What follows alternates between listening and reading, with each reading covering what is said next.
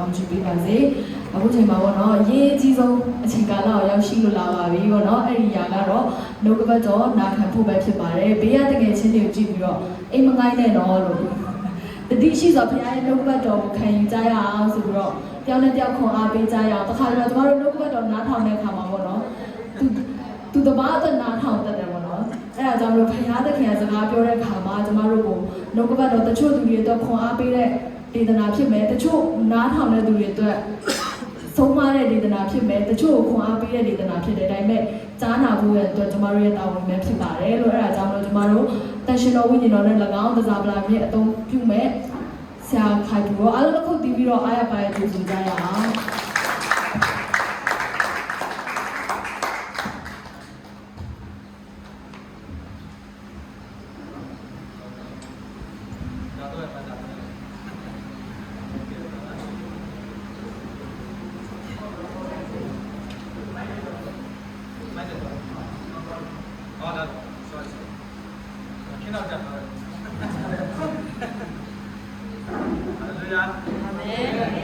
Hallelujah.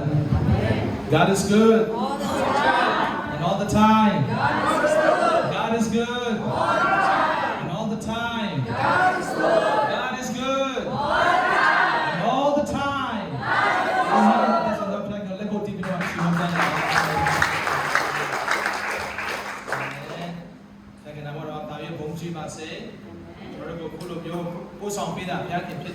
Amen. ဆိုတော့ကျွန်တော်ခုနက worship လုပ်တဲ့အခါမှာပေါ့နော်အရင်ခံစားတဲ့ဘာကျွန်တော်စနေပြောသလိုပဲပြန်ခင်မျက်မှောက်တော့တကယ်ရှိတာဖြစ်တယ်ပြီးတော့ဒါလည်းမကဘဲနဲ့ပေါ့နော်ကျွန်တော် worship လုပ်နေတဲ့ဘာတရီရလဲဆိုတော့နှစ်30ပြည့်တဲ့အချိန်မှာပြန်ခင်ကျွန်တော်ပြန်ပို့ဆောင်ပေးတယ်ဆိုတော့ပေါ့နော်ကျွန်တော်တို့အတင်းတော်စကလေးကနေကျွန်တော်တို့မိသားစုပေါ့နော်ဒီမှာဆရာပေါလို့ဆရာမညီကီလိုနဲ့ဒီမှာပါဟောလို့နဲ့ပေါ့နော်ဒီမှာအန်တီနော်ဒီမှာလည်းကျွန်တော်တို့အတူတူနော်ပါဝင်ခဲ့တာဖြစ်တယ်ဆိုတော့ဘုရားခင်ကရန်ကောင်းမြတ်တာဖြစ်တယ်အာမင်ဆိုတော့ဒီနှစ်30ပြည့်တဲ့နှစ်မှာဘုရားခင်ကကျွန်တော်ကိုတိုက်ဆိုင်ဆိုင်ပေါ့နော်တိုက်ဆိုင်မဟုတ်ပါဘူးနော်လူတွေလည်းပြောရင်တော့တိုက်ဆိုင်ဆိုင်ပေါ့ဒါပေမဲ့တိုက်ဆိုင်ဆိုင်မဟုတ်ဘူးဘုရားခင်အကြံစီရှိတဲ့ခါမှာကျွန်တော် MMFC အတင်းတော်မှာပေါ့နော်ဘုရားခင်ကျွန်တော်ကိုပြန်ပြီးတော့မှတရားဟောဖို့ခုကတော့တရားဟောဖို့ဖြစ်သွားပြီအာမင်ဟာလေလုယာအစားတော့ကလေးပေါ့နော်လူငယ်Sunday Schoolပေါ့နော်ဒါကအခုပြန်လဲပို့ဆောင်ပေးကြမို့ဖျက်ခင်နာမတော်ကိုချီးမွမ်းခြင်းနဲ့အခုလိုမျိုးချိန်ပေးတဲ့ပေါ့နော်ဒီမှာဆရာပေါင်းတို့နဲ့ပေါ့နော်ဒီမှာရှိတဲ့တင်းလူကြီးအစားပေါ့နော်အရောက်စီတိုင်းတင်းသားရောက်စီတိုင်းပုံမှန်လည်းဖျက်ခင်တာ၍ကောင်းချီးပေးပါစေဒီနေ့ပေါ့နော်ကျွန်တော်ကဒီနေ့ကျွန်တော်တို့မြန်မာပြည်လာတဲ့အဓိကရွေးချက်ကတော့မစ်ရှင်ကိစ္စနဲ့လာတာဖြစ်တယ်ပေါ့နော်ခုနကကျွန်တော်စီးလည်းပြောပြီးပြီဆိုတော့ကျွန်တော်ကတခုခုလုပ်တယ်ဆိုရင်ဖျားပြလုပ်လို့ဆိုရင်ဖျားအတွက်ပဲဟုတ်တော့ဒီမွေးကိစ္စရှင်းလဲနောက်မှမျက်နှာနာရင်လဲနောက်မှပြန်ဖြေရှင်းမယ်ပေါ့အဲ့လိုမျိုးစိတ်သက်ရှိတယ်ဆိုတာကဒါကဖျားပေးတာပါဖျားမပေးမရဘူးလားလေကျွန်တော်ဆိုအစားတော့လူအရာအားနာတတ်တယ်ကျွန်တော်ငယ်တော့ဆိုရင်အားနာလို့ပေါ့နော်ကိုရလို့ဆိုတော့မယူတဲ့ချိန်တွေရှိတယ်စကားလည်းထစ်တယ်ပေါ့နော်ရှက်လည်းရှက်တယ်အရင်ရှက်တယ်စကားလည်းထစ်တယ်အားလည်းအရင်အားနာတတ်တယ်လူတွေကိုအားရတယ်ဆိုတဲ့ပုံစံမျိုးပေါ့နော်အားနာတတ်တယ်အဲ့လိုပို့လေးဖြစ်တယ်ဒါပေမဲ့ဘုရားခင်ကအဲ့ဒီအရာပေါ်မှာလည်းဘုရားခင်ကကောင်းတဲ့ပိုင်းတွေအများကြီးရှိတယ်ပေါ့နော်လူတွေကိုအားနာတဲ့ခါမှာလူတွေရဲ့ဘယ်လိုပြောမလဲလူတွေကကိုချစ်တယ်ပေါ့နော်အားနာတယ်ပေါ့လူတွေဗာလဲနဲ့တာပေါ့နော်ဘုရားခင်ကနေနဲ့တာပေးတဲ့ချိန်လည်းရှိတယ်ဆိုတော့ဒီနေ့ပေါ့နော်နှုတ်ကပတ်တော်ကိုတွားရအောင်ဆိုတော့ဒီနေ့နှုတ်ကပတ်တော်ကျွန်တော်ဒီနေ့တော့ဆုတောင်းတယ်ပေါ့နော်ဒီဘိုးချင်းရတဲ့ခါမှာဘုရားသခင်ကဟေဘဲခန်းကြီး3ငယ်ခုနှစ်ကနေ15ပေါ့နော်အဲ့ထဲကနေနှုတ်ကပတ်တော်ဝင်ငါဖို့ဘုရားခင်ကျွန်တော်ကိုစကားပြောတယ်ပေါ့နော်စကားပြောတယ်ဆိုတော့ဒီထဲကနေကျွန်တော်အနေငယ်လေးဝင်ငါချင်တယ်ဆိုတော့ဟေဘဲခန်းကြီး3ငယ်ခုနှစ်ကနေ15ဒီကျွန်တော်အတူတူဖတ်ရအောင်နော်ဟေဘဲခန်းကြီး3ငယ်ခုနှစ်ကနေ15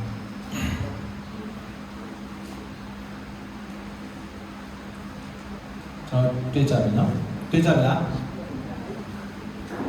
ဒီဘက်ခိုင်းတော့ငယ်ခုနှစ်ကနေ15ထိနော်ကျွန်တော်ဖတ်ရအောင်ကျွန်တော်အဲ့ဗာအင်္ဂလိပ်လိုပဲဖတ်မယ်နော်ကျွန်တော်ကတော့ဟုတ်ကဲ့ပါဖတ်ရအောင်ယေရှုနာမနဲ့ဖတ်ပါ Wherefore as the Holy Ghost says today if you will hear his voice harden not your hearts, as in the provocation in the day of temptation in the wilderness, when your fathers tempted me, proved me, and saw my works 40 years. Wherefore I was grieved with the generation and said, they do always err in their heart, and they have not known my ways. So I swear in my wrath, they shall not enter into my rest. Take it, brethren, lest there be in any of you an evil heart of unbelief, in departing from the living God. But exhort one another daily, while it is called today, lest any of you be hardened through the deceitfulness of sin. For we are made partakers of Christ, if we hold fast, beginning of our confidence, steadfast unto the end. While it is said, today, if you will hear his voice, harden not your hearts, as in the provocation.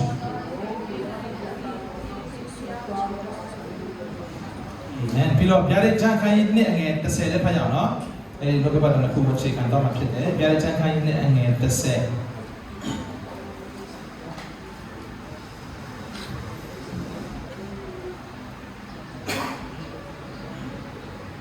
ဗျာဒိတ်ချမ်းခိုင်းနှစ်အငယ်30 Revelation 2:10 ဒီလာဖတ်ရအောင် Fear none of these things which thou shalt suffer. Behold,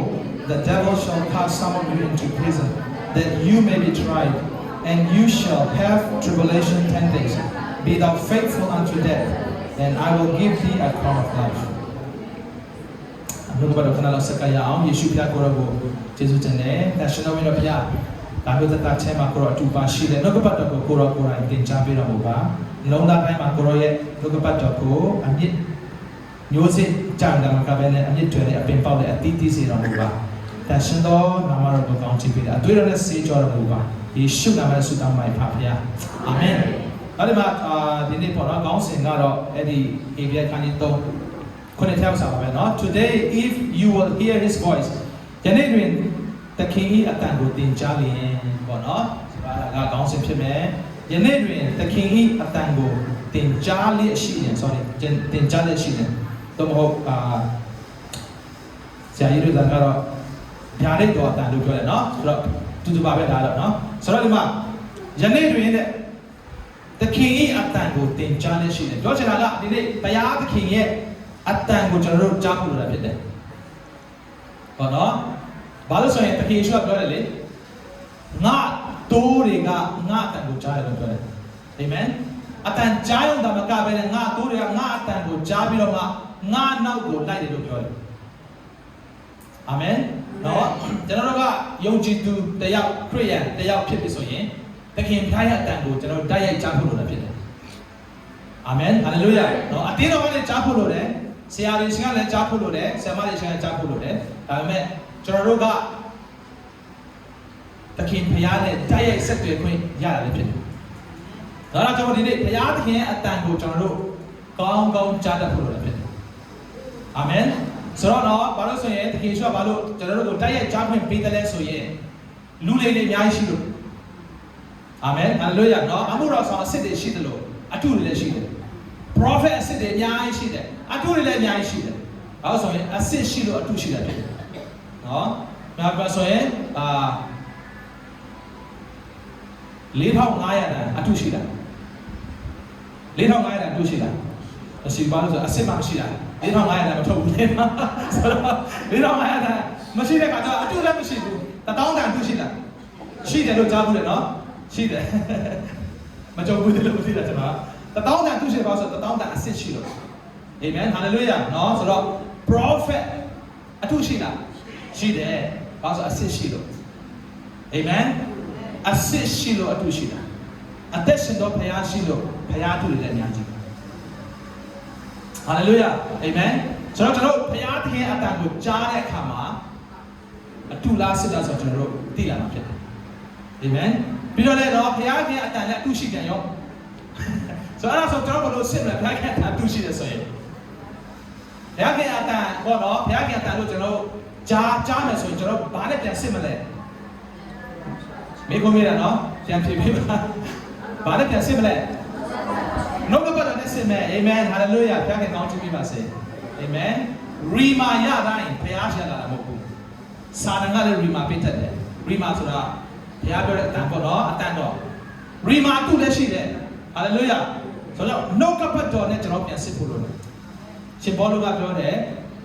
ဘေရီတို့သားတို့ဒီတက်တာလုံးနဲ့တို့သားတို့တာရွေးမြတ်ကြတယ်ဘာလို့ဆိုသူတို့ကနှုတ်ကပတ်တော်ကိုတဲ့သူတို့ကနေညမပြတ်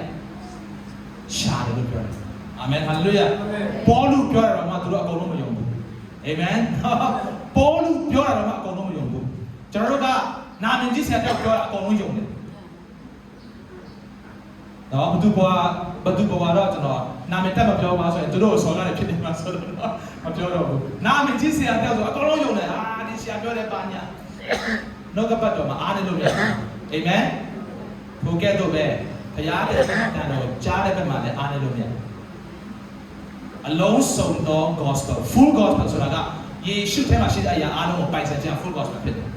ကိုကြိုက်တာရတယ်ပိုင်ဆိုင်တဲ့ကားတွေရတိုက်တွေကအဲ့ဒါ full gospel မဟုတ်ယေရှုထဲမှာရှိသမျှဝိညာဉ်ကောင်းခြင်းအလုံးစုံလောကမှာဖျက်ခင်ပေးသမျှကိုပိုင်ဆိုင်ခြင်းက full gospel ဖြစ်တယ်အာမင်ဟာလေလုယာနောက်ဆိုတော့ဒီမှာကျမ်းစာထဲမှာနော်ဒီပြည့်စရာကဒီမှာပြောထားတယ်နော်ယနေ့တွင်နဲ့သင်တို့ဒီသူရဲ့အတန်ကိုကြားလျင်ဆိုပြီးတော့မှ warning ပေးထားတာကျွန်တော်တွေ့ရပါတယ်အဲ့ဒါဒီနေ့ကျွန်တော်ဆုတောင်းတယ် sorry ဆုတောင်းတယ်ကိုရောဘောတော့ဒီနှုတ်ကပတ်တော်အပြင်ဒီအတင်းတော်မှာဘာစကားပါချင်တယ်လဲဆိုပြီးတော့ကျွန်တော်ဘုရားကိုမေးတယ်မေးတဲ့အခါမှာဘုရားကစလုံးသုံးနဲ့ပြောပြတယ် be faithful သစ္စာရှိပါဆိုပြီးတော့ပြောသစ္စာရှိဖို့အတွက်ဘုရားခင်ကဘောနော် MMFC အတင်းတော်ကိုစကားပါလိုက်ပါတယ်အာမင်ဟာလေလုယာမယုံဘူးဆိုရင်တော့ဘုရားရှင်ပြန်မေးပါကျွန်တော်ဘုရားပြောလို့ဆိုတော့ပြောတာဖြစ်တယ်เนาะဆိုတော့ပြောချင်တာကသစ္စာမရှိလို့ဆိုပြီးတော့မှပြောတာမဟုတ်ပါဘူးเนาะသစ္စာရှိတာ၍ရှိပါသစ္စာမရှိတဲ့လူတွေလည်းသစ္စာရှိပါကျွန်တော်ကြောက် level မထူးတယ်เนาะကျွန်တော် level မထူးတဲ့ခါမှာကျွန်တော်တို့ပြောတဲ့ message ကတစ်ခုပဲဖြစ်ပေမဲ့အားလုံးနဲ့ဆိုင်တာဖြစ်တယ်အာမင်အဲ့တော့သစ္စာရှိပါဆိုတာလည်းကျွန်တော်လည်းပြောတာဖြစ်တယ်เนาะကျွန်တော်ဟောလို့ကျွန်တော်ပါလေလွတ်တယ်ဆိုတာမျိုးလည်းမဟုတ်ဘူးအာမင်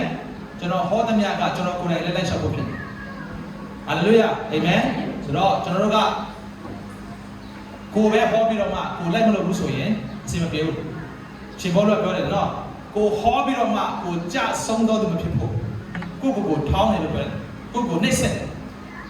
အာမင်ဟာလေလုယာဘုရားကဘာတိုင်ကုန်ကြည့်ပါစေအာမင်ကျွန်တော်ဒီမှာဟေဘရဲထဲမှာနော်ဟေဘရဲထဲမှာတော့အနေငယ်ဖတ်ချင်တယ်နော်ဆိုတော့ခုနှစ်မှာ wherefore as the Holy Ghost say today if you will hear his voice harden not your heart as in the day of provocation in the day of temptation in the wilderness ဆိုတော့ဘုရားခင်ကမှာပြောထားဆိုရင်ဒီနေ့ဝိညာဉ်တော်ကဘာပြောတယ်လဲဆိုတာကိုတဲ့ဒီလိုကြားပါတယ်နော်ကြားပါဒီလိုကြားတယ်ဆိုရင်တဲ့နှလုံးသားတွေကိုတဲ့မခိုင်ခန့်စေချင်တယ်နော်တောထဲမှာနှစ်ပေါင်း40လုံးလုံးသူတို့တောထဲမှာတောလေရထဲမှာပေါ့နော်သူတို့နေပြီးတော့မှဘုရားခင်ကိုစိတ်ဆိုးစေတဲ့တော့မလုပ်ကြပါတော့နဲ့အာမင်ဟာလေလုယာနော်ပြောချင်တာကဘုရားသခင်အတွက်တာ၍ကြိုးစားဖို့တဲ့ဘုရားကကျွန်တော်တို့နှုတ်ဆောင်ရဖြစ်တယ်အာမင်တာ၍ကြိုးစားဖို့တဲ့အရင်တော့က mission တနေရာလွတ်တယ်ဆိုရင်2နေရာ3နေရာထိလွတ်နိုင်ဖို့အတွက်အာမင်ဟာလေလုယာနော်အရင်တော့ကဆုတောင်းစီကိုပဲသွားတယ်ဆိုရင်အခုဆိုရင်ဗာလေအစာကြောင့်ဆုတောင်းလက်သွားဖို့အတွက်ပေါ့နော်တာ၍လှုပ်ဆောင်ဖို့အတွက်ပြီးတော့လည်းဘုရားသခင်ကနေကောင်းချီးပေးတဲ့တန်းနဲ့ complaint မတက်ဖို့အတွက်အများနဲ့ complaint တဲ့လေအရင်ဒုက္ခရောက်တယ်မိသားစုထဲမှာတယောက်က complaint တက်လိုက်ဆိုရင်စကားတော့ဘယ်ကျန်တော့လဲကျန်တာမရှိဘူးကောင်းချီးမရှိဘူးပေါ့နော်အရင်အတိုင်းမှာကျွန်တော်ဂျေဇုတော်ချီးမွမ်းတတ်တယ်ဆိုရင်အားလုံးအဆင်ပြေတယ်ဘာမှစကားများဆိုင်လည်းမရှိဘူး။ဒါမျိုးရတယ်ကိစ္စမရှိဘူးဘုရားကကောင်းမြတ်တယ်အားလုံးအဆင်ပြေသွားမှာဖြစ်တယ်။နင်ကဒါလုပ်လို့ဆိုရင်တော့စကားများဘယ်ကျန်တယ်ဘာလို့စာလည်းအခွင့်အရေးပေးလိုက်ပြီလေ။အာမင်။အဲ့ဆိုကျွန်တော်တို့ complaint မတက်ဘူးလို့ဒီမှာတောထဲမှာသူတို့နှစ်ပေါင်း40လုံးငါ့ကိုစိတ်ဆိုးစေကြတယ်တဲ့။အဲ့ဒါတွေကိုမလုပ်ကြတော့နဲ့လို့ဘုရားကကျွန်တော်တို့ကိုပြောနေဖြစ်တယ်။အာမင်။ဘုရားကနာမတော်ကိုကြည့်ပါစေ။နော်တင်းတော်လည်းနှစ်ပေါင်း30ရှိပြီ။ဟာလေလုယာ။အာမင်။ကျန်တဲ့နော်အခြားတင်းတော်တွေအများကြီးရှိတယ်။နှစ်ပေါင်း30မပြောနဲ့10နှစ်တော့မှခံတဲ့တင်းတော်တွေရှိတယ်။ဒါပေမဲ့ဘုရားခင်ကဒီမှာကျွန်တော်တို့အတင်းတော်ကိုနှစ်ပေါင်း30ထိတိုင်အောင်ကောင်းချီးပေးတော်ဘုရားဖြစ်တယ်။အာမင်။ဆက်လက်ပြီးတော့မှတိုးပွားစေတော်ဘုရားလည်းဖြစ်တယ်။အာမင်။အာမင်။ဟာလေလုယာ။အာမင်။ဒါကနမတာကုန်ကြည့်ပါစေ။ဆိုတော့နံပါတ်9မှာWhen the fathers tempted me, proved me, and saw my works 40 years. ဘုရားခင်ကမကျင်တတ်ဘူးနော်ဘုရားခင်မကျင်တတ်လို့ဟေပြဲထဲမှာပြန်ပြောပြနေတာ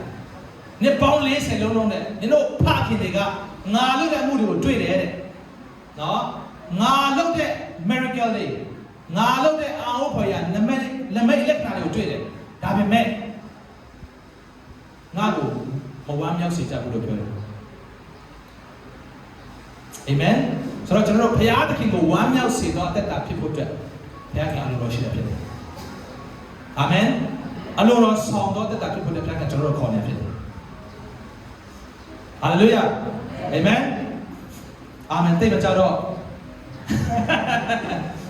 ဘယ်သူမှခေါ်ရမယ်လဲကျွန်တော်ခေါ်ရတယ်အာမင်ဟာလေလုယာနော်ဟုတ်ကဲ့ပါဆိုတော့ဒီမှာနော်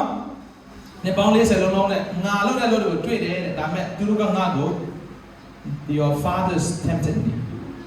သူတို့ကငါ့ကိုအမြဲတမ်းစုံစမ်းတယ်ဘုရားခင်ကိုစုံစမ်းတယ်ဘုရားခင်ကစုံစမ်းဖို့တဲ့ခွင့်ပြုတာကျမ်းစာထဲမှာတဏှာပဲရှိတယ်ကျွန်တော်သိတဲ့ရဆိုအဲ့ဒါဘာမှပြောထားလဲစုံစမ်းဖို့တဲ့ဘုရားခင်ကလွတ်လွတ်လပ်လပ်အခွင့်ပေးတာငါ့ကိုစုံစမ်းဆိုပြီးတော့ဆယ်ဖို့တော့အလုံးတွေပါစုံစမ်းပေးတာ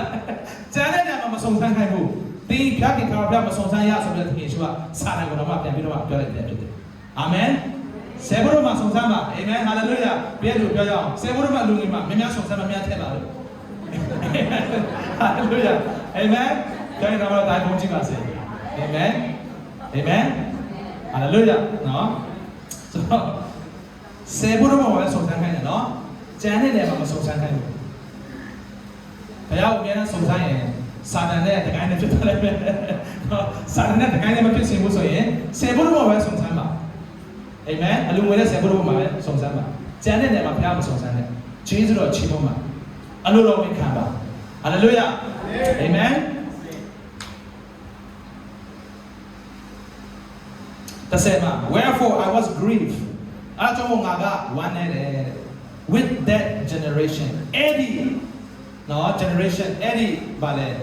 လူမျိုးနဲ့အဲ့ဒီလူမျိုးစုနဲ့ပေါ့နော်အဲ့ဒီအချိန်ကလူတွေနဲ့ငါကဝမ်းနေတယ်စိတ်မကောင်းဘူးပြန်တယ်အဲ့ဒီစိတ်မကောင်းဘူးဟာလေလုယာနော်စိတ်မကောင်းဘူးတဲ့ and said they do always are in their hearts and they have not known my ways ဆိုတော့သူတို့ကအမြဲတမ်းနှလုံးသားထဲမှာဖောက်ပြန်တယ်ငါရဲ့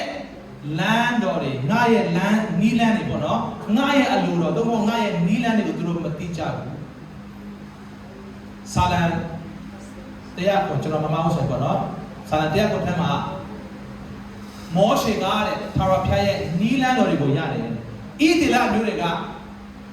အံ့ဩဖွယ်ရာနမိတ်လက္ခဏာတွေကိုမြင်တယ်ဘယ်ကိုကောင်းတယ်ထာဝရဘုရားရဲ့နီးလမ်းတော်တွေကိုရတာပိုကောင်းတာဖြစ်တယ်မောရှေလည်းရတယ်မောရှေနဲ့ကာလက်မောရှေနဲ့ဂျောရှွာနဲ့ကာလက်လောက်ပဲရတယ်ကျန်တဲ့လူတွေကနမိတ်လက္ခဏာပဲမြင်တယ်ထာဝရဘုရားနီးလမ်းတော်တွေကိုသူတို့အကျွမ်းမဝင်ဘူးဘာလို့ဆိုသူတို့ကလောကမှာမြင်လို့ရတဲ့အရာတွေပဲကြည့်တယ်ဘုရားခင်ကရေမရှိဘူးဆိုရင် complaint တက်ပြန်ရောမောရှေကဆူတောင်းပြန်ရောအမှရေပေါ့နော်အစားတော့မရှိဘူးဆိုရင် complaint တက်ပြန်ရောဘုရားခင်နေ့တိုင်းမာနမုန်းနဲ့ကျွေးနေတာကိုမချေတတ်ကြဘူးအာမင်နှစ်ပေါင်း40လုံးလုံးတော့မာနမုန်းနဲ့ကျွေးတယ်လို့ဘုရားခင်ပြောထားတယ်ဟာလေလုယာတခါတလေအသားစားချင်ရတာနဲ့နော်ဆိုတော့တခါတလေပါလေစက်သွန်စားချင်ရတာနဲ့ငပိထောင်းစားချင်ရတာနော်ဆိုတော့ဘုရားခင်ပေးတဲ့မာနမုန်းနဲ့မချေတတ်ကြဘူးအာမင် daily bread ဘုရားကမာနမုန်းကောင်းကင်တမန်နဲ့စားတဲ့မုန်းဆိုပြီးတော့စာလံထဲမှာပြင်ဆင်ထားတယ်မာနမုန်းကောင်းကင်ကမုန်းကိုချချွေးတယ်တော့မှလူတွေက complaint တယ်ဆိုတော့ဘာပြောမှမသိတော့ဘူးနော်ဘုရားကစိတ်နာတယ်ဘုရားကစိတ်နာတယ်နော်တန်ရှင်တော်ဝိညာဉ်တော်ကိုစိတ်မနာစေနဲ့လို့ကျမ်းစာထဲမှာပြောထားတယ်ဟာလေလုယာအာမင်တန်ရှင်တော်ဝိညာဉ်တော်ကိုစိတ်နာစေတာလေပါတယ်ဝိညာဉ်တော်ကိုပေါ့နော်ပါတယ်ဒါမားတယ်ပါညာပြောမှမဟုတ်ဘူး complaint တယ်လေဝိညာဉ်တော်ကြားတဲ့ခါကျရင်စိတ်နာတယ်ငါကောင်းချီးပေးတဲ့အတန်းနဲ့ဘာလို့ငါ့ကိုချီးမွမ်းမဲ့နဲ့ပေါ့နော်ဘာလို့ငါတားသိပြတာအမြဲတမ်းငါအချိန်ကိုမဆောက်နိုင်တာလေအာမင်ဆိုတော့အဲ့ဒီ generation ကဲတော့ကျွန်တော်မဖြစ်ဘူးလို့အာမင်ကျွန်တော်အခုနောက်ဆုံးသောကာလရဲ့ generation ဖြစ်တယ်နောက်ဆုံးသောကာလမှာဘုရားခင်ထားတဲ့ဘုရားခင်နဲ့စိတ်ချလို့ထားတဲ့လူတွေဖြစ်တယ် ဟာလေလုယာအာမင်သူရဲကောင်းနေဖြစ်တယ်ဘယ်ကလူပြောပါသင်ကနောက်ဆုံးတော့ကလည်းသူရဲကောင်းဖြစ်တယ်ဟာလေလုယာဟာလေလုယာနော်အသက်ကြီးတာငယ်တာမဆိုင်ဘူးနော်ဒီနေ့တော့မှ worship ဒီကနေကျမ်းစာဖတ်သွားတယ်ယောလခန်းကြီးနဲ့ငယ်28လားဟုတ်နော်28ကနေဆိုရင်ကျမ်းစာမှာပြောထားတယ်နောက်ဆုံးတော့ကာလကြရင်ငါ့ဝိညာဉ်တော်ကိုလူမျိုးတွေကနော်အသက်ကြီးတဲ့လူကတော့လောက်မယ်အသက်ငယ်တဲ့လူကတော့လောက်မယ်လူငယ်တွေကတော့ကလေးတွေပါပါတော့လူငယ်တွေပဲမဟုတ်ဘူးနော်ကျွန်တော်တို့ကလူငယ်စင်လူငယ်တွေပဲလို့ငါတို့နောက်ကနေဆွတောင်းပေးမယ်မဟုတ်ပါဘူးခုနကတော့နော်ဆရာမဇာတိမတာလို့ဆရာမတက်တယ်ကတော့ကျွန်မအသက်ကြီးပြီဆန်းစုတင်တယ်ဟာလေလုယာဟာလေလုယာနော်ဆိုတော့အသက်ကြီးနဲ့ဆန်းစုတင်လို့ရတယ်ငယ်ရွယ်ဆရာမတွေလည်းတင်လို့ရမှာမဟုတ်ဘူးဟာလေလုယာအာမင်ဆိုတော့ဘုရားခင်ကကျွန်တော်အားလုံးကိုတုံ့ပြန်မှာဖြစ်တယ်ဒါပေမဲ့ကိုယ့်ဘက်ကနေအစဉ်ဖြစ်သလားဆိုတာတော့ရှိတယ်အာမင်နော်တန်ရှင်းသောဘုရားခင်ရဲ့အစာပလာဖြစ်သလားဘုရားခင်တို့ကျွန်တော်တို့အမြဲတမ်းအစဉ်ရှိသလားဆိုတဲ့ပုံမှာလည်းဥတည်တာဖြစ်တယ်အာမင်နော်ဆိုတော့ဒီဘုရားခင်ကျွန်တော်တို့ကိုအသုံးပြုမှာဖြစ်တယ်နော်လူကြီးပေါ်မှာလည်းတန်ရှင်းလို့တွန်းလောက်မယ်လူငယ်ပေါ်မှာတွန်းလောက်မယ်ကလေးပေါ်မှာတွန်းလောက်မယ်ငါရဲ့နော်အမှုတော်ဆောင်ယောက်ျားမိန်းမအပေါ်မှာငါတွန်းလောက်မယ်လို့ဘုရားခင်ပြောထားတယ်ဒီအထူးသဖြင့်ဒီနောက်ဆုံးတော့ကာလမှာ the last day ကျွန်တော်တို့ကတကယ်ကိုနောက်ဆုံးတော့ကာလထဲမှာရောက်နေတယ်เนาะကျွန်တော်အားလုံးသိတဲ့စစ်တွေဖြစ်တယ်เนาะအီရန်မှာစစ်ဖြစ်လိုက်အခုဆိုလည်းထိုင်ဝမ်နားမှာတရုတ်တွေကပါလဲစီးရေးလေးချင်းတို့ထိုင်ဝမ်နေလဲမှာသူတို့တင်ကားတွေเนาะအမြောက်တွေထုတ်ကုန်ပြီเนาะကျွန်တော်စုတောင်းတယ်ကျွန်တော်ပြန်တဲ့ခါကျရင်ထိုင်ဝမ်နေပြန်မှာဆိုတော့ကိုရောလို့လန်ခီမပိတ်ပါစေနဲ့ကျွန်တော်စုတောင်းတယ်ဒါပေမဲ့ဘုရားခင်ကကျွန်တော်ကိုစိတ်ချမှုပေးထားတယ်เนาะမနေ့ကဆိုတော့ဒီမနေ့ကကျွန်တော်ဆွတောင်းတော့ဂျာကန်မှာပြောလဲဆိုတော့ဗာလဲဂျာကန်ခိုင်းเนาะအငယ်ဆက်ကုန်ကိုဖတ်ခိုင်းတယ်အဲ့ဒါမှဗာပြောလဲဆိုရင်မကြောက်နဲ့ငါကအဝုဆုံးသောသူနောက်ဆုံးသောသူဖြစ်တယ်ဟာလေလုယာအာမင်ဘယ်ကနာမတာကိုကြည့်ပါစေเนาะဘုရားခင်ကျွန်တော်တို့မကြောက်ဖို့ပဲအမြဲတမ်းပြောတယ်အာမင်မကြောက်နဲ့အဲ့ဒါကဘုရားခင်ရဲ့လက်သုံးစကားဖြစ်တယ်အာမင်365ချိန်ပါတယ်လို့ပြောတယ်ကျမ်းစာတဲ့ပညာရှင်နဲ့เนาะဆရာကကျွန်တော်လည်းကြားမှာပါကျမ်းစာမှာမကြောက်နဲ့ဆိုတဲ့စကား365ချိန်ပါတယ်တစ်နေ့မှာ365ရက်ရှိတယ်ဆိုတော့နေ့တိုင်းဖတ်ခဲ့ကျွန်တော်မကြောက်နဲ့လို့ပြောတယ်ဖြစ်တယ်အာမင်ဟာလေလုယာတက်တည်ခံဖို့မကြောက်ပါနဲ့အာမင်အလိုဝင်ထိုက်ဖို့မကြောက်ပါနဲ့เนาะအေးဝင်ဝင်ဖို့အေးဝင်ကလေးဝင်လာဖို့မကြောက်ပါနဲ့အာမင်ဆရာတို့သမင်းခေါ်ခြင်းဖို့မကြောက်ပါနဲ့အာမင်ဟာလေလုယာအချင်းချင်းသမင်းခေါ်ခြင်းဖို့မကြောက်ပါနဲ့အာမင်ဘုရားကထောက်ပံ့ပေးလိုက်မယ်ဟာလေလုယာအာမင်ဟာလေလုယာတိုင်းကဘာတိုင်းပုံကြည့်ပါစေနော်အများကြီးမဟောတော့ဘူးနော်တော်တယ်ဟောရှိဆိုပြီးတော့နာမည်ညာနည်းနည်းနော်ဆိုတော့ဒီမှာပြောတယ်ကျွန်တော်တို့ဒါကတော့ပေါ့နော်အရန်ကိုဘယ်လိုပြောရမလဲနည်းနည်းကျွန်တော်တို့မကြားချင်တဲ့စကားတွေမှာပါမယ်ထင်တယ်နော်ဒီမှာ7မှာ so I swear in my wrath ငါရဲ့အမျက်ဒေါသထဲမှာငါကျိန်ဆိုတယ်တဲ့ဘုရားကပြောတဲ့စကားနော် they shall not enter into my rest ငါရဲ့ညီတဲ့ချမ်းသာထဲမှာသူတို့မဝင်ရဘူးဆိုပြီးတော့ငါကျိန်ဆိုတယ်အာမင်ဟာလေလုယာအာမင်ဒါလည်းအာမင်ထူပါဘာလို့ဆိုတော့နှုတ်ကတော့ဖြစ်တယ်နော်ဘုရားခင်ကငါရဲ့သူတို့ကပေါ့နော်ငါရဲ့ rest ဆိုတဲ့ညီတဲ့ချမ်းသာထဲမှာမဝင်ရဘူးဆိုပြီးတော့ငါကျိန်ဆိုတယ်တဲ့ငါအမျက်ဒေါသထဲမှာငါကျိန်ဆိုတယ်အဲ့လိုပဲကျွန်တော်အားလုံးသိနော်သူတို့အကုန်လုံးဒေါထဲမှာအကုန်လုံးတည်သွားကြတယ်သူတို့ဝိညာဉ်တော့တမျိုးပေါ့နော်ဘုရားကိုချစ်တဲ့သူကတော့ကောင်းကင်ရောက်မှာပါဒါပေမဲ့လောကမှာဘုရားခင်ပေးထားတဲ့ဂတိတော်တွေမရတော့ဘူးအာမင်အာမင်လောကမှာဘုရားခင်ကျွန်တော်တို့တိမ့်ပိုက်စိတ်ချတဲ့ရည်အများကြီးဒီနေ့မြန်မာပြည်တော်ဘုရားခင်ကျွန်တော်တို့တိမ့်ပိုက်ဖို့တဲ့ပေးထားတာဖြစ်တယ်အာမင်ဟာလေလုယာတိမ့်ပိုက်ဆိုတော့ကျွန်တော်တို့ကနော်အခြားသောရတဲ့တိမ့်ပိုက်မှာမဟုတ်ဘူးတန်ရှင်တော်ဝိညာဉ်တော်တကူတော်နဲ့ကယ်တင်ရှင်တရားနဲ့နော် gospel of salvation gospel of peace the gospel of the kingdom ဘုရားသခင်ရဲ့ gospel နဲ့မြန်မာပြည်ကျွန်တော်သိပိုက်မှာဖြစ်တယ်။ဒါကနမတိုင်းကိုကြည့်ပါစေ။အာမင်။နော်ဘုရားခင်ကျွန်တော်တို့အမှုပေးထားဖြစ်တဲ့ဒီနိုင်ငံ။အာမင်။ hallelujah ။နော်ဆိုတော့ကျွန်တော်တို့ဘယ်မှာဘုရားခင်ကျွန်တော်တို့အမှုတော်ဆောင်ခိုင်းတယ်။နော်ဘယ်နာလို့သိပိုက်ခဲ့လဲဆိုတော့ကျွန်တော်တို့ဆုတောင်းပြီးတော့ဆက်ကပ်ဖို့ဖြစ်တယ်။လှုပ်ဆောင်ဖို့လည်းလိုတာဖြစ်တယ်။အာမင်။ အာမင်။ အာမင်။ ဆိုတော့ကျွန်တော်တို့ဘယ်မှာဘုရားခင်ကျွန်တော်တို့အမှုတော်ဆောင်ခိုင်းတယ်။နော်ဘယ်နာလို့သိပိုက်ခဲ့လဲဆိုတော့ကျွန်တော်တို့ဆုတောင်းပြီးတော့ဆက်ကပ်ဖို့ဖြစ်တယ်။လှုပ်ဆောင်ဖို့လည်းလိုတာဖြစ်တယ်။အာမင်။ အာမင်။ အာ တော့ဆက်သွားမယ်နော်နည်းနည်းဆက်သွားမယ်အဲ့တော့ဒါကအခုကျွန်တော်တို့တွေ့လာပြီစနစ်မှာ take it brethren lest there be in any of you an evil heart of unbelief in departing from the living God အားကြောင့်မို့ညီကိုတို့ချစ်တော်ညီကိုတို့တဲ့နော်တတိထားကြပါတဲ့ငါတို့ထဲမှာလဲပေါ့နော်မယုံကြည်တော့နော် evil heart လို့ပြောထားတယ်မယုံကြည်ခြင်းကိုဘုရားခင်ကမကောင်းသောနှလုံးသားလို့ပြောထားတယ်နော်ဆိုးနေတဲ့နှလုံးသားလို့ပြောထားတယ်မယုံကြည်တာဘာမှမပြောဘူးဘုရားသခင်ကနေလှုပ်ခိုင်းတဲ့အရာဘုရားခင်ကနေ promise ကိစ္စရအောင်မယုံကြည်ခြင်းအဲ့ဒါကဆိုးသောနှလုံးသားနဲ့တူတူပဲအာမင်ယုံပါအာမင်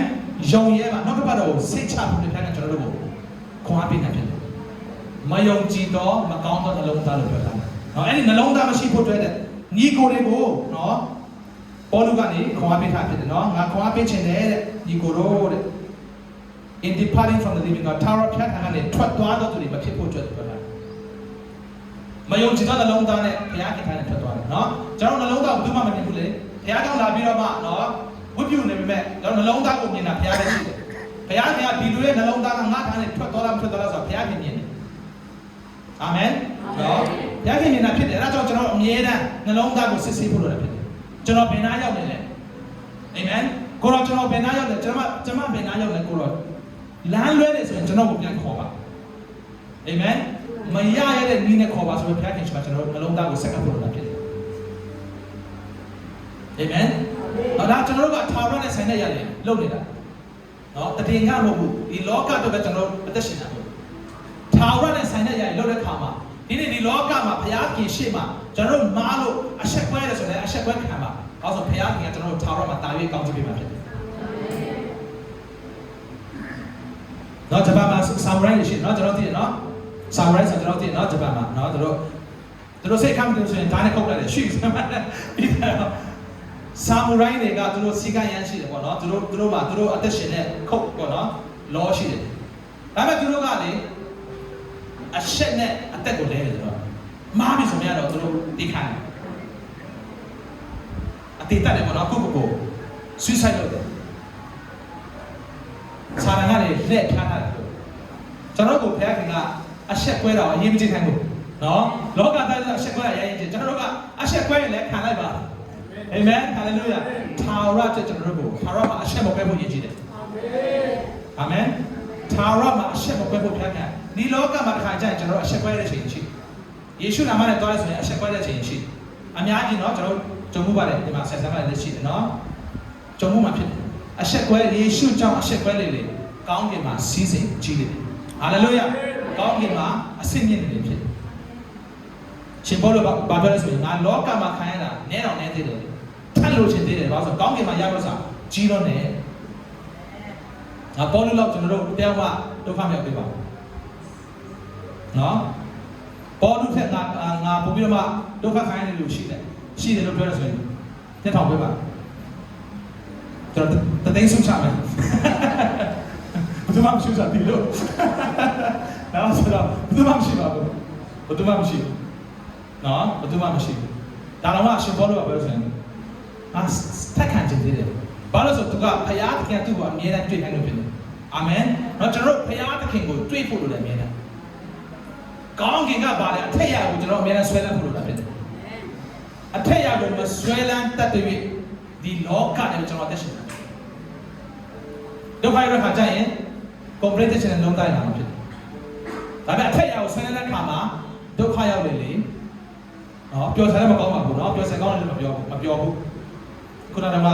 connotation သွားတဲ့ဆရာလေးပြောတယ်ပျော်စရာမကောင်းပါဘူးလေဟုတ်တယ်100% ထောက်ခံတယ်နော်ပျော်စရာမကောင်းဘူးဒါကကြာလူငယ်လေးနဲ့ဖြတ်ရှိခွင့်လည်းပျော်စရာမကောင်းဘူးနော်ဒါပေမဲ့ဘုရားခင်ရှိတယ်လို့ခံစားတဲ့ခါမှာဘယ်သူမှကိုဂိမ်းမဆိုင်တော့အတင်းတော်ကြီးကြီးလည်းဂိမ်းမဆိုင်တော့ဘုရားခင်တူပါရှိဖို့တိတ်ကဖြစ်တယ်အာမင်ဟာလေလုယာဆိုတော့ကျွန်တော်တို့ဒီမှာတော့ကျွန်တော်ဒီမှာရှင်ဘောလို့ပြောတယ်တရားနဲ့တရားတော့မှာ but exalt one another daily အဲ့ဒါကြောင့်မို့တရားနဲ့နေ့တိုင်းခွန်အားပေးကြပါတဲ့ what it is called today ဒီနေ့လို့ဘုရားကအချိန်ပေးတဲ့အချိန်မှာတရားနဲ့ခွန်အားပေးကြပါအာမင်ဒီနေ့ကကျွန်တော်တို့အရေးကြီးဆုံးနေ့ဖြစ်တယ်နေ့ပြန်မဟုတ်ဘူးမနေ့ကလည်းမဟုတ်ဘူးဒီနေ့ယခုအာမင်ပြောရအောင်ယခု ယခုအချိန်ဒီကျွန်တော်ကျမအတွက်အရေးကြီးဆုံးသောအချိန်ဖြစ်တယ်အာမင်ဘာလို့လဲဆိုရင်ယေရှုကပြောဆိုတာ I am လို့ပြောတယ် I am ဆိုတာကပစ္စုပန်အခုချိန် I am the resurrection I will be resurrection ကိုပြောဖို့ I will be resurrection ဆိုတော့နော်နောက်ဆုံးတော့ကာလမှာပဲလူတွေရှင်းပါ I am the resurrection and the life ငါဒီဖားရောက်ခြင်းအသက်ရှင်ခြင်းကြောင့်ဖြစ်တယ် I am hallelujah amen I am ဆိုတဲ့ယခုလက်ရှိအချိန်မှာကျွန်တော်တို့အမြဲတမ်းရှိတဲ့အသက်ရှင်သောဘုရားကအထူးပါရှိသောကြောင့်ကျွန်တော်တို့ယခုချိန်ကအရေးကြီးဆုံးသောချိန်ဖြစ်တယ် amen လက်ခံမှာမဟုတ်ဘူးနော်ကောင်းကြီးပို့ရမှာမဟုတ် amen ကျွန်တော်ကောင်းကြီးကိုဘယ်လိုတိုင်းတာလဲတော့မသိဘူးဘုရားခင်ကတော့ဒီနေ့ကိုကောင်းကြီးအကောင်းဆုံးကောင်းကြီးနဲ့ပေးထားတာဖြစ်တယ် amen ဆာလံကျမ်းမှာပြောတယ်နော်ဒီနေ့ဒီထာဝရဘုရားပြင်ဆင်တော်မူတဲ့နေ့ဖြစ်ဝမ်းမြောက်ရှင်လန်းချက်ယနေ့ဝမ်းမြောက်ရှင်လန်းချက်မနေ့ကမှဝမ်းမြောက်မယ်နော်မရဘူးဒီနေ့ဝမ်းမြောက်ပါဒီနေ့ဝမ်းမြောက်လို့ဆိုရင်မနေ့ကကြာရင်ဝမ်းမြောက်ခြင်းကကူးဆက်သွားလိုက်ဒီနေ့ဝမ်းမြောက်ဘူးဆိုရင်မနေ့ကလည်းဝမ်းမြောက်ဘူးဆိုတော့နော်အဆက်ဆက်နဲ့ရှိတာဖြစ်တယ်ဒုက္ခခံတဲ့ချိန်မှာဝမ်းမြောက်လိုက်ပါအဲ့ဒီဝမ်းမြောက်ခြင်းကကူးဆက်သွားလိုက်ကိုယ်နားမှာရှိနေတယ်ကူးဆက်သွားတယ်ကိုယ်အတင်းတော်မှာကူးဆက်တယ်ကိုယ်မှုတော်ဆောင်တဲ့မှာကူးဆက်တယ်အာမင်ဟာလေလုယာနော်ဆိုတော့ဘုရားခင်ကျွန်တော်တို့ကိုပြောတယ်တရားတော်ကြောက်ခွာပေးကြပါနော်ခွာပေးကြပါတဲ့နော်ဆိုတော့အပြည့်ရဲ့လိမ်လည်ချင်းထဲမှာတဲ့နော်နှလုံးသားမမာကြောဖို့အတွက်ပြောတယ်ဟာလေလုယာနော်ဒါတတိထားမရဖြစ်တယ်ကျွန်တော်ကိုယ်တိုင်နဲ့အမြဲတမ်းတတိထားနေဖြစ်တယ်နော်ကျွန်တော်အသိတော်မှာဆိုရင်အမြဲတမ်းခွာပေးတဲ့တရားတော်ကြောက်ကျွန်တော်စနေနေ့ကျွန်တော်အမြဲတမ်းခွာပေးတယ်သူနည်းနည်းမားပြီဆိုကျွန်တော်သူ့ကိုပြောတယ်ကျွန်တော်နည်းနည်းမားပြီဆိုသူကျွန်တော်ပြောတယ်ပေါ့နော်အပြည့်ရဲ့လိမ်လည်ချင်းထဲမှာတဲ့နှလုံးသားမမာကြောဖို့နော်အခုကျွန်တော် USA မှာနော်အမှုတော်ဆောင်နေများနေရှိတယ်နော်အဲ့ထဲမှာလည်းအပြည့်လေလေချင်းထဲမှာမားတော်လူများရှိတယ်နှလုံးသားမှာကြောသွားတယ်နော်နှလုံးသားမှာကြောသွားတယ်ဆိုရင်ဘုရားခင်တော်မှာပြန်မပြင်တော့ဘူးအဲ့ဒါရှိတယ်နော်ကျွန်တော်ဒီလားတော့မသိဘူးကျမ်းစာမှာလည်းရှိတယ်နှလုံးသားမှာကြောသွားတော့ဘုရားခင်ကတော့မပြင်လို့မရတဲ့လူတွေရှိတယ်အဲ့တော့ကျွန်တော်သိတယ်လေနော်ခရိယန်နှစ်ပေါင်းများစွာဖြစ်လာပြီးတော့မှလုံးဝမပြောင်းလဲဘူးတည်တဲ့ဖြစ်အရက်တော့ဆဲလေးတော့နှလုံးသားမှာကြောသွားတယ်ခေါင်းမှာရတဲ့အချိန်ချင်းဝါနေပေးတယ်လူတွေနဲ့ဝါနေပေးတယ်ဆရာတွေနဲ့ဝါနေပေးတယ်မရဘူးဆိုတော့ဘုရားခင်ကအော်ဒီတော့တော့မများဆိုရင်တော့ငါသားနေကြတော့ကောင်းရမွေရောက်ပါစေဘုရားခင်ကနေလက်လျှော့တော့တို့ဖြစ်ဖို့ကျွန်တော်တို့ဘုရားခင်ကိုရှာဖို့လိုတယ်နော်လက်လျှော့ဘုရားခင်ကနေလက်လျှော့တဲ့လူတွေလည်းရှိတယ်ဆိုတော့ကျွန်တော်အဲ့ထဲမှာမပါချင်ဘူးအာမင်အဲကျွန်တော်နှလုံးသားကိုအမြဲတမ်းဖွင့်ထားပါနှိမ့်ချပါဟာလေလုယာနော်နှိမ့်ချခြင်းကကောင်းကင်နိုင်ငံမှာအမြင့်ဆုံးသောနေရာမှာရောက်မှာဖြစ်တယ်။တခင်ရှော့လည်းပြောတယ်ဤသူငယ်ကဲ့သို့နှိမ့်ချသောသူတည်းတဲ့ကောင်းကင်နိုင်ငံမှာအမြင့်ဆုံးသောနေရာမှာရောက်မယ်လို့ပြောတယ်။အာမင်ဟာလေလုယာနော်ဆိုတော့ကျွန်တော်တို့ကဆလင်းမှာ for we are made partakers of Christ ငါတို့ကခရစ်တော်နဲ့အတူနော် partaker ဆိုတာကဘာလဲတန်းတူပေါ့နော်ခရစ်တော်နဲ့အတူကျွန်တော်တို့ကဘုန်းတော်ဝင်စားဖို့တဲ့ဘုရားခင်ကျွန်တော်တို့ကိုခေါ်ထားတာဖြစ်တယ်ဒီမှာပြောထားတယ် if we hold the beginning of our confidence steadfast unto the end ကျွန်တော်တို့ကိုဘုရားခင်ပေးထားတဲ့အရာတွေကိုတဲ့နောက်ဆုံးသောအချိန်ထိတိုင်အောင်လက်ဆုပ်လက်ကိုင်လုပ်ထားမယ်ဆိုရင်ကျွန်တော်ယုံကြည်ခြင်းကိုမလွတ်ဘဲနဲ့ဘုရားခင်ခေါ်ထားရမလွတ်ဘဲနဲ့နောက်ဆုံးသောအချိန်ထိဆိုတာကျွန်တော်တို့နော်ဘုန်းတော်ဝင်စားတဲ့အထိသစ္စာရှိဆိုတဲ့ဘုရားခင်ရှိမှသွားမယ်ဆိုရင်ယေရှုခရစ်နဲ့ကျွန်တော်တို့ကိုဘုရားခင်ဆိုးစားနိုင်မှာဖြစ်Now, what it is said today, if you will hear his voice, harden not your heart as in the provocation. And I told you, no, dine maare, tu ye jare do atan ko jare so. Lekin phya ya atan ko jare so yin, nalong da ri ma chong ba ne. Amen. Hallelujah. Nalong da ne cha ba. Nu nya tin mo da nalong da shi. Amen. No, ne cha le so da ka le, lu a myin ne phya myin ne ma tu bu, no. ကျွန်တော်အဲ့ဒါလေးနည်းနည်းပြောပြမှကျွန်တော်ဆုံးသက်မှာဖြစ်ဆိုတော့လူအမြင်နဲ့ဘုရားမြင်နဲ့မတူဘူးလူအမြင်မှာနှိမ့်ချတာကဆရာကြီးဥစ္စာဖြစ်တယ်အဲ့ဒါကနှိမ့်ချမဟုတ်ဘူးဘာလဲလားနှိမ့်ချလည်းမဟုတ်ဘူးအဲ့ဒါကယဉ်ကျေးမှုရဂါရဝနော်လူတွေစကားအကုန်လုံးစကားနားထောင်လို့ပြောတာနှိမ့်ချတယ်ဆိုတာကဘုရားသခင်က ဒါဆိုရင်ကျွန်တော်တို့ဥစ္စာမှန်လို့ထင်ပေမဲ့ကိုယ့်ဥစ္စာကိုပြောင်းပြီးတော့မှဘုရားစကားကိုလက်ခံတာနှိမ့်ချတာအာမင်ဟာလေလုယာနော်ကိုဘယ်လောက်ပဲအမှန်ထင်ထင်ကိုယ့်ရဲ့ theology တွေရှိမယ်နော်ကျမ်းစာကြောင်းတွေလည်းကျမ်းစာကမတူဘူးဆိုတော့နော်ဆိုတော့တောက်ထင်နေအများကြီးရှိမယ်ဆိုတော့ဘုရားခင်ဒီနေ့စကားပြောမယ်ဒါလို့ပါငါဒါဆိုရင်ကိုယ့် theology နဲ့မကိုက်ရင်လည်းဘုရားခင်ပြောတာမှန်တယ်ဆိုရင်ဘုရားခင်ပြောတဲ့စကားကိုနားထောင်ခြင်းကနှိမ့်ချခြင်းဖြစ်အဲ့တော့ဘုရားခင်ကျွန်တော်သင်ပေးတယ်ကျွန်တော်လည်းအကုန်လုံးမလိုက်နိုင်သေးဘူးဆုတောင်းနေစေအာမင်ဟာလေလုယာကျိုးတတ်နေကြတော့ကျွန်တော်လိုက်ဆုတောင်းနေလိုက်လာအာမင်ပြန်ချမ်းခိုင်းနေငယ်30မှာသင်ရွှေပြောတယ်အဆုံးတိုင်အောင်တစ္ဆာရှိပါတဲ့အတက်တရဖို့ငါပေးမယ်အာမင်ဟာလေလုယာနော်ကျွန်တော်အဆုံးတိုင်အောင်ကျွန်တော်တစ္ဆာရှိစွာနဲ့အမှုတော်ဆောင်နေဆိုရင်ဘုရားခင်လိုတော်တတ်ရှင်နေဆိုရင်အတက်တရဖို့ကျွန်တော်ရမှာဖြစ်တယ်နော်ဒီຢာလေးနဲ့အရောက်စင်းကိုခွာပြခြင်းနဲ့အရောက်စင်းကိုဖျက်နေကောင်းချီးပေးပါစေအာမင်